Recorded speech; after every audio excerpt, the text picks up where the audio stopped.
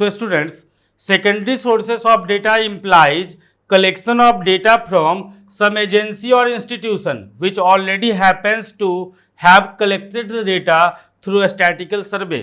So students, जो first hand information किसी agency ने यदि कलेक्ट करके रखी है, so I was giving the example कि यदि हमें इंडिया की पर कैपिटा इनकम को कलेक्ट करनी है या फाइंड आउट करनी है, तो पर कैपिटा इनकम को फाइंड आउट करने के लिए या इकोनॉमिक कंडीशंस हम जानना चाहते हैं कि जो हाउस होल्ड सेक्टर्स हैं इंडिया के अंदर उनका ऑन एन एवरेज जो इकोनॉमिक कंडीशंस है वो कैसा है। तो द रीजन इज डैट कि इन्वेस्टिगेटर जो है वो क्या कर सकता है कि डोर टू डोर सर्वे कर सकता है, household to household survey कर सकता है, एक एक घर में जाकर ही कैन आस्क कि आपके घर में कितने फैमिली मेम्बर हैं, कौन वर्किंग हैं, कौन डिपेंडेंट हैं, और उनके सबों की अर्निंग्स को वो राइट डाउन कर सकता है और उसके बेसिस पे डेटा को कलेक्ट कर सकता है। हमारी कंट्री के अंदर स्टूडेंट्स फर्स्ट हैंड डेटा को कलेक्ट करने के लिए कुछ डेडिकेटेड एजेंसीज बनी हुई है, नेशनल सैंपल सर्वे ऑर्गेनाइजेशन है या फिर सेंट्रल स्टैटिकल ऑर्गेनाइजेशन है स्टूडेंट्स। साथ ही साथ नेल्सन एक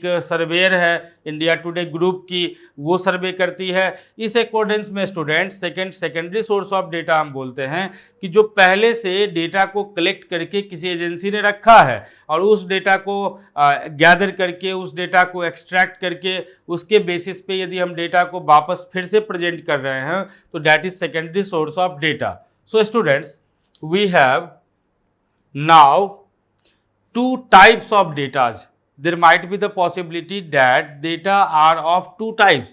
Those are primary data and secondary data. So primary data are data collected by the investigator for his own purpose for the first time.